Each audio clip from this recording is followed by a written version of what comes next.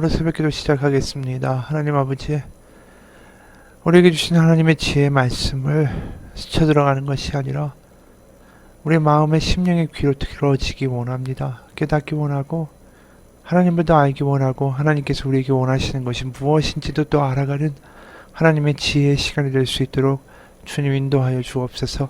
예수님 이름 받들어 기도합니다. 아멘. 오늘은 욥기 11장 1절에서 20절입니다. 욥기 11장 1절에서 20절입니다. 나무 사람 소발이 대답하여 이르되 말이 많으니 어찌 대답이 없으랴. 말이 많은 사람이 어찌 의롭다함을 얻겠느냐. 네 자랑하는 말이 어떻게 사람으로 잠잠하게 하였으며 네가 비웃으면 어찌 너를 부끄럽게 할 사람이 없겠느냐. 네 말에 의하면 내 돈은 정결하고 나는 주께서 보시기에 깨끗하다 하는구나. 하나님을 말씀을 내시며 너를 향하여 입을 여시고 지혜의 오묘함으로 너에게 보이시기를 원하노니 이는 그의 지식이 광대하심이라. 하나님께서 너로 하여금 너의 죄를 잊게 하여 주셨음을 알라. 네가 하나님의 오묘함을 어찌 능히 측량하며 전능자를 어찌 능히 완전히 알겠느냐. 하늘보다 높으시니 네가 무엇을 하겠으며 수월보다 깊으시니 네가 어찌 알겠느냐. 그의 크심은 땅보다 길고 바다보다 넓으니라. 하나님이 두루 다니시며 사람을 잡아 가두시고 재판을 여시면 누가 능히 막을 소냐. 하나님은 허망한 사람을 아시나니 악한 일은 상관하지 않으시는 듯 하나 다 보시느니라. 허망한 사람은 지각이 없나니 그의 출생함이 들나귀 새끼 같으니라. 만일 네가 마음을 바로 정하고 주를 향하여 손을 들 때에 네 손에 죄악이 있거든 멀리 버리라. 불의가 네 장막에 있지 못하게 하라. 그리하면 네가 반드시 흠없는 얼굴을 들게 되고 굳게 서서 두려움이 없으리니 곧 네 환난을 잊을 것이라. 네가 기억할지라도 물이 흘러간 같을 것이며 네 생명의 날이 대낮보다 밝으리니 어둠이 있다 할지라도 아침과 같이 될 것이요 네가 희망이 있으므로 안전할 것이며 두루 살펴보고 평안히 쉬리라. 네가 누워도 두렵게 할 자가 없겠고 많은 사람이 너에게 은혜를 구하리라. 그러나 악한 자들은 눈이 어두워서 도망갈 곳을 찾지 못하리니 그들의 희망은 숨을 거두는 것이니라. 소발이 이 욥의 바로 앞에 이야기를 듣고는 또 발끈하면서 이야기하는 거죠.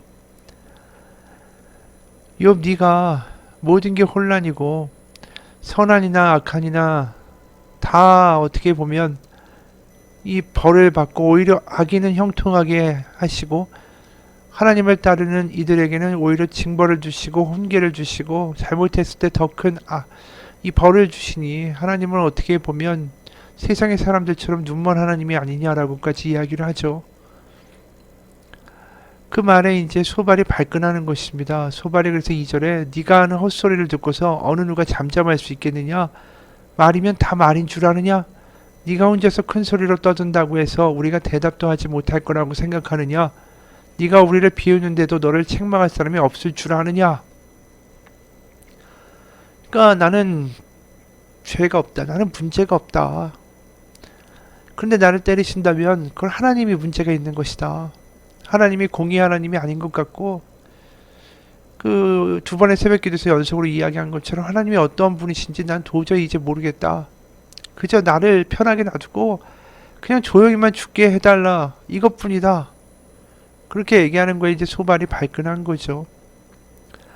근데 욥의 그 잘못을 지적하는데 이 논지는 이겁니다. 6절 보면 세 번역입니다. 지혜의 비밀을 너에게 드러내어 주시기를 바란다.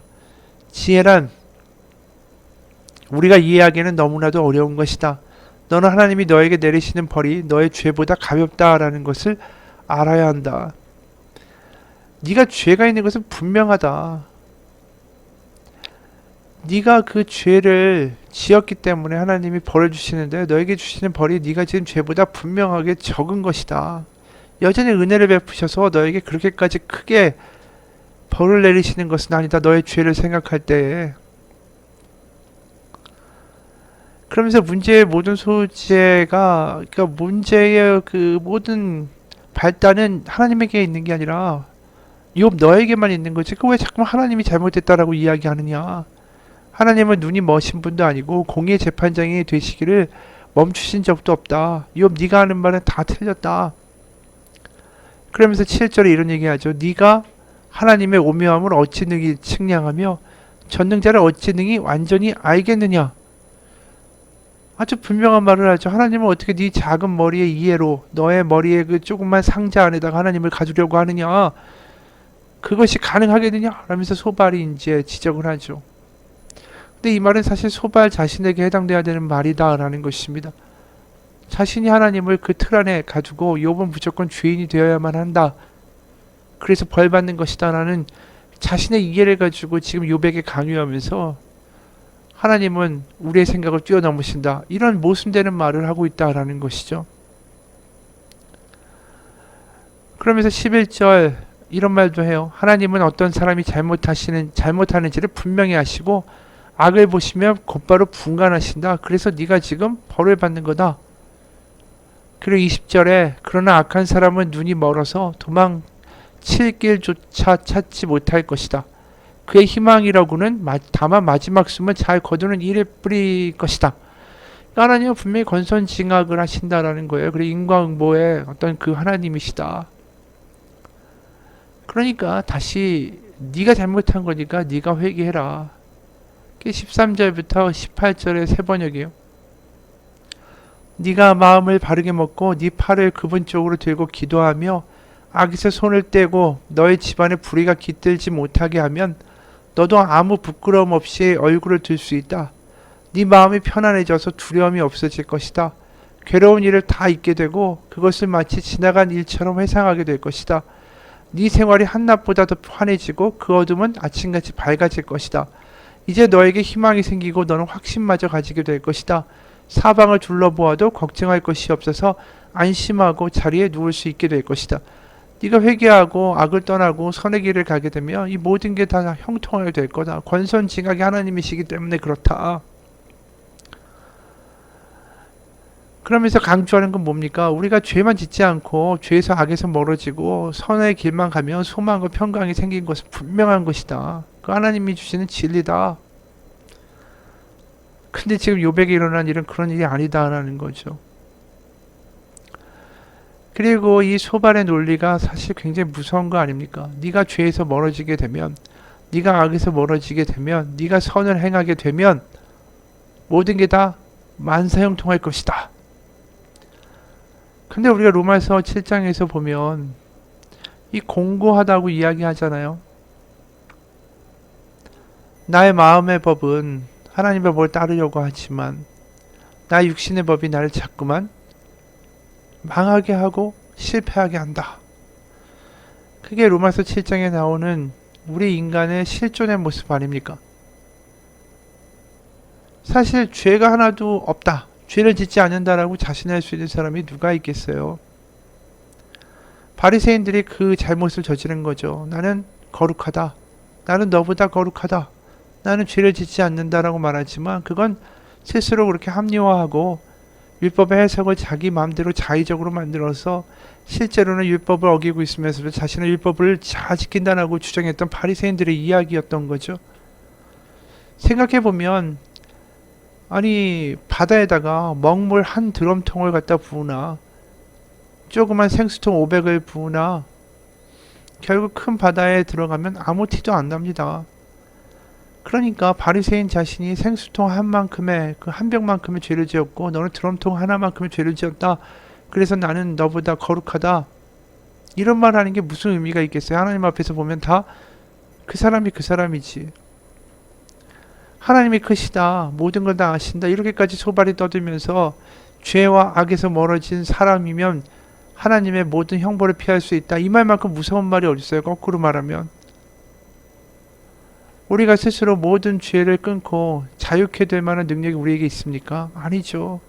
어떻게 보면 소발의 논지가 굉장히 무서운 이야기 하는 거예요. 스스로 선해져야 된다라는 이야기를 하는 거죠.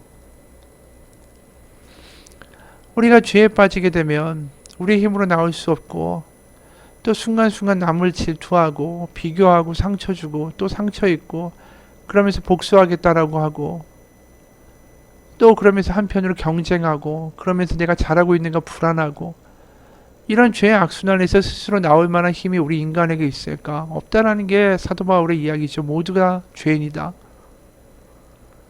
예를 들어 한번 생각해 보십시오. 물에 빠져서 허우적대고 있는 사람에게 야, 너의 스스로의 능력으로 헤엄쳐서 나와라. 그럼 너 물에서 나오면 숨도 잘 쉬어질 거고 몸도 평안해질 거야. 이렇게 말해주는 게 이 기쁜 소식입니까? 물에 빠진 사람에게? 물에 빠진 사람에게 가장 기쁜 소식은 누군가 와서 자신을 손을 잡고 건져주는 게 기쁜 소식이죠. 그게 그 사람에게 복음 아닙니까? 그게 예수님이 하신 일이에요. 물에 빠진 사람이 자신의 힘으로 도저히 빠져나올 수 없는 것처럼 우리는 우리가 빠진 죄에서 내 스스로 나올 수 있는 능력이 없습니다. 그럴 때 물에 빠져 있고 죄에 빠져 있는 우리 곁으로 우리의 손을 잡고 우리를 건져내 주시기 위해서 그 물에 뛰어드신 분이 있다라는 거예요. 그게 예수님의 이야기죠. 하나님의 아들이 이 죄 많은 세상 속으로 직접 뛰어들어 오셨어요. 우리의 손을 잡고 아버지의 집으로 가자. 다시 하나님의 자녀가 되자. 아버지의 평강의 집, 자유의 집, 너의 본향으로 내가 데려가겠다. 그래서 이 땅에 오신 예수님이시다라는 것이죠. 근데 소만의 이야기는 계속 이렇게 들려요. 물속에 빠져있는 사람에게 너 힘으로 나와야 돼. 그러면 숨이 잘 쉬어질 거고 모든 게 다 잘 될 거야. 아니라는 거죠. 소만이 설사 욥이 죄가 있어서 이렇게 됐다라고 이해한다 할지라도 그런 상황에서조차 그는 이렇게 말하면 안 되죠. 소만이 해야 될 일은 욥을 위해 중보하고 그의 고통의 심연 가운데 같이 머물러주고 같이 위로하고 하나님께 중보기도 했어야죠. 그러니까 이 소만이란 사람도 무서운 사람인 거예요. 지금 하고 있는 이야기의 논리는 인간의 실존의 한계라는 게 죄에서 벗어나지 못한 우리의 이 부족한 모습이라는 걸 자꾸만 가리면서 자신은 경건하고 괜찮은 척하는 바리새인과 똑같은 모습을 지금 소발이 하고 있는 거죠. 이 소발이 하고 있는 이야기, 이걸 보면서 우리는 다시 한번 생각하게 됩니다. 이 욥이 지금 친구도 하나님도 다 자기 곁에 아무도 없는 것 같고 자신의 이 물에 빠진 것 같은 심정 가운데 손을 잡아주는 사람이 하나도 없어요. 욥의 고통은 육신의 고통이자 외로움의 고통, 소외의 고통이라는 거죠. 하지만 우리에게는 분명히 우리가 어떤 상황이든 간에 우리의 손을 잡아주기 위하여 그 물 속으로, 그 고통 속으로, 그 죄 속으로, 그 환란 속으로 뛰어들어오신 분이 한 분 있죠. 예수님이에요. 로마서 5장 8절에 우리가 아직 죄인 되었을 때, 우리가 물에서 허우적거릴 때에 그리스도께서 우리를 위하여 죽으심으로 하나님께서 우리에 대한 자신의 사랑을 확증하셨느니라. 이 위대한 말씀이 있는 거 아닙니까? 우리가 어떤 상황이든 간에 우리를 위하여 그곳에 뛰어들어 우리의 손을 잡고 아버지 곁으로 데려가시겠다 하시는 예수님이 우리 가운데 계시잖아요. 그 복음이 우리 가운데 있는 거 아닙니까? 그래서 마틴 로이드 존스 목사님이란 분이 있는데 이분이 자신의 마지막 설교에서 이런 설교를 했습니다. 기독교는 여러분과 저의 작은 그 선함을 이야기하는 게 아닙니다. 기독교는 내가 무엇을 행하느냐, 행하지 않느냐의 문제도 아닙니다. 기독교는 내가 다른 사람보다 얼마나 더 나으냐의 문제도 아닙니다. 기독교는 내가 이전보다 얼마나 더 많이 변화되고 나아졌냐의 문제도 아닙니다. 기독교는 그런 것이 절대 아닙니다. 그러므로 그 모든 것을 잊고 예수 그리스도를 바라보십시오. 그러면 그분의 흠없고 완전한 의가 보일 것입니다. 여러분이 그분을 믿으면 그분의 의가 여러분에게 주어지고 여러분 그분의 의를 입게 될 것입니다. 여러분은 이것이나 저것이나 행하려고 하고 있습니까? 그 모든 것은 안식을 주지 못합니다. 그래서 그 모든 것은 여러분에게 무익할 뿐입니다.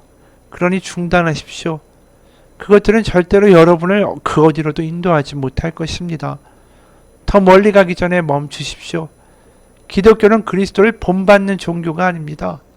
만약 그것이 가능하다고 생각한다면 나가서 그리스도를 본받으려고 노력해 보십시오. 그러나 그 순간 여러분은 세상에서 가장 가엾고 비참한 사람이 될 것입니다.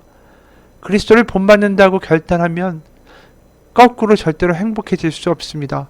거기서 행복을 찾으려 한다면 오히려 가장 깊은 절망에 빠질 것입니다.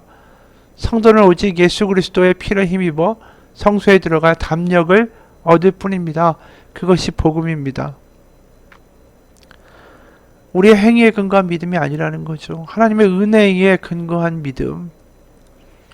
내가 할 수 없은 가운데 할 수 있게 하실 수 있는 분이 우리 가운데 오시고, 우리의 약한 가운데 강함 되어 주시고, 우리의 절망 가운데 소망 되어 주시는 그 역전의 예수님이 우리 가운데 오시지 않으면 우리의 힘으로는 도저히 할 수 없다라는 거죠. 결국 이 목사님의 요지는 뭡니까? 예수님을 사랑하라는 거예요. 예수님을 바라보라는 거죠. 힘들고 지치고 낙담되고 환난 가운데 있고 이해가 안 가고 설명이 안 되고 예수님 그 하나님이 누구신지조차 알 수 없을 때에 예수님을 바라보고 우리의 중보자 되신 예수님께 손을 내밀고 내 손을 잡아달라고 간절히 기도할 때에 십자가에서 그 모든 고통을 겪으시고 모든 수치와 모든 환난과 모든 모욕을 다 겪으시고 육신의 질고까지 아파해 보신 예수님은 우리가 내밀고 도와달라는 소리를 결코 뿌리치지 않으십니다. 우리가 그 복음의 예수 그리스도의 그 손을 잡고 경험하고 오늘도 살아가는 복음 안에 거하고 복음을 누리는 하루가 되기를 주님의 이름으로 축원합니다. 하나님, 우리가 하나님을 믿는다. 말로만 믿는 게 아니라 우리의 어떤 상황이든 우리 힘들고 지치고 낙담되고 되는 것이 없고 우리의 삶 가운데 뭔가 돌파구가 보이지 않는 그곳에서 그곳에 나와 함께 계신 예수님의 손을 잡기 원합니다.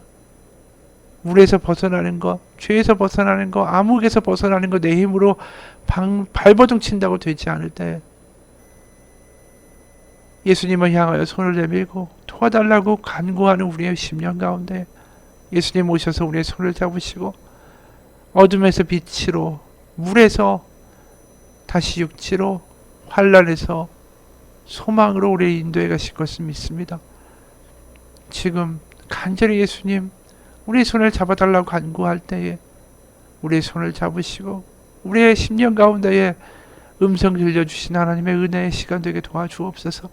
예수님 이름 받들어 기도합니다. 아멘.